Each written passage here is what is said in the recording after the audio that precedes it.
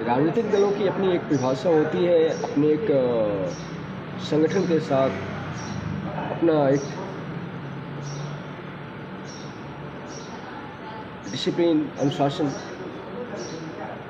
तय करते हैं और उस पैरामीटर पर अपना पार्टी को आगे बढ़ाने की कोशिश में लगे रहते हैं। जनता के लिए, जनता के हित में काम करने का वचन दिया करते हैं और निभाने की कोशिश भी करते हैं। बहुत सारी पार्टियां हैं भारत जैसे विशाल देश में, पार्टियों की कमी नहीं है। और आज हम महाराष्ट्र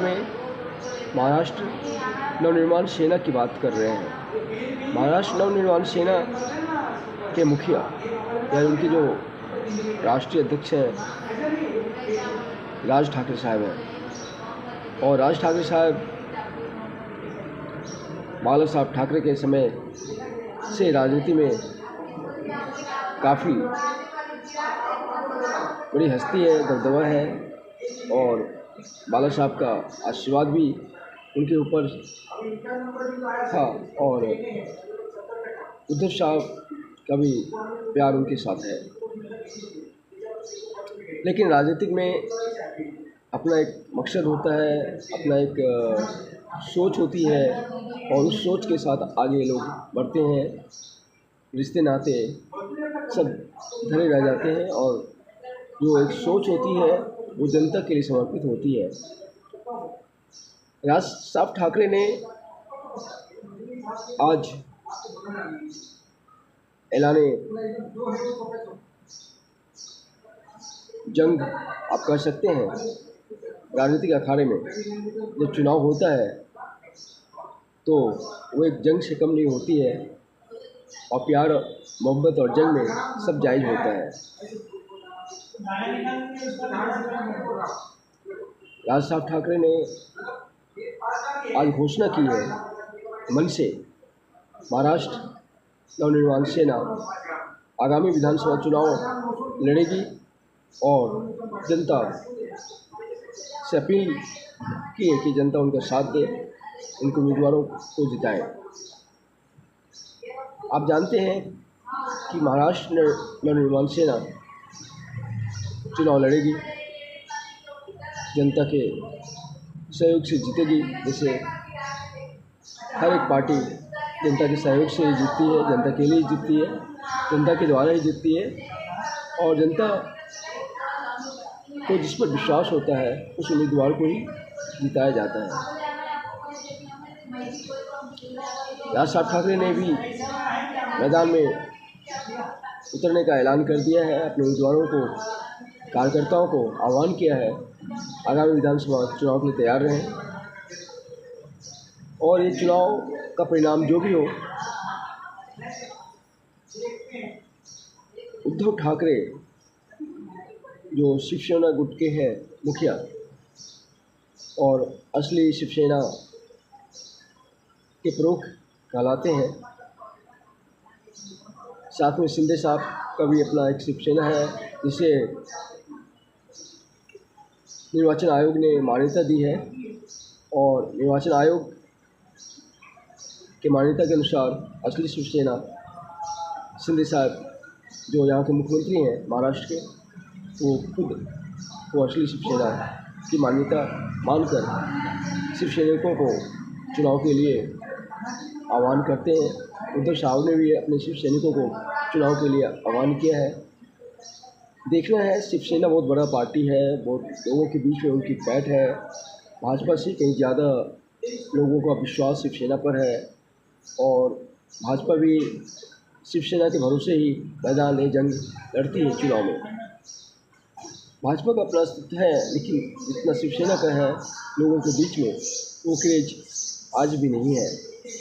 इसलिए शिंदे साहब, अजित पवार साहब और अभी राज ठाकरे साहब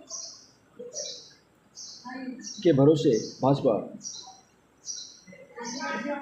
उद्धव बाला साहब ठाकरे से मैदानी जंग में, चुनाव में लोगों से मताधिकार अपने पक्ष में देने का आह्वान करते हैं और करेंगे। जैसा उम्मीद है,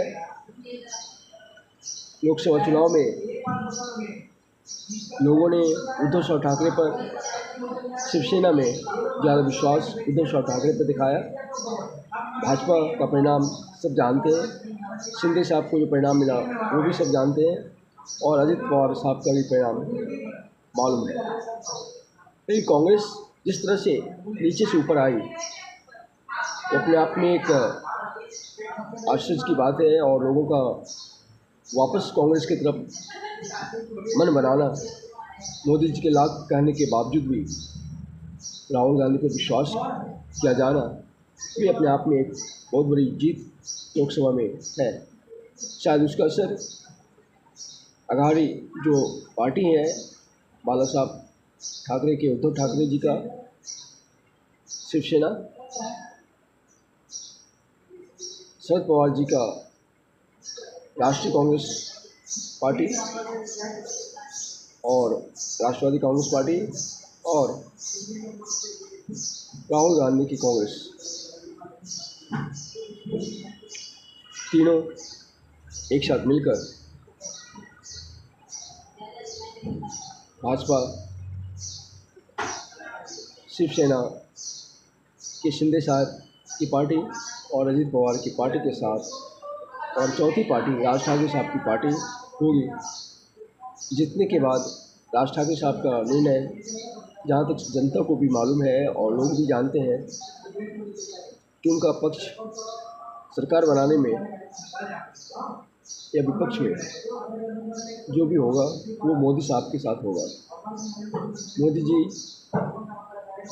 के साथ उनका अपना एक राजनीतिक सोच समझ है, जिसके तहत वो एक दूसरे का आदर सम्मान करते हैं, और चुनाव लड़े या न लड़े एक दूसरे का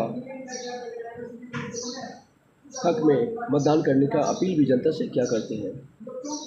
लेकिन इस बार विधानसभा चुनाव है, और आगामी विधानसभा चुनाव के लिए आज उन्होंने ऐलान कर दिया है कि वो आगामी विधानसभा चुनाव लड़ने जा रहे हैं, उनकी पार्टी लड़ने जा रही है, उनके कार्यकर्ता तैयार रहे।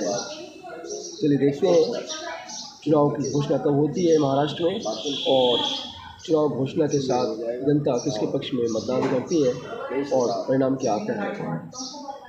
बनने के साथ ही फिलहाल राज ठाकरे साहब अपने कार्यकर्ताओं के साथ जोश में और होश में इस बार चुनाव लड़ेंगे, और जनता से अपील करेंगे उनके उम्मीदवारों को भी अधिक से अधिक संख्या में जिताएं, विश्वास करें और मौका दें।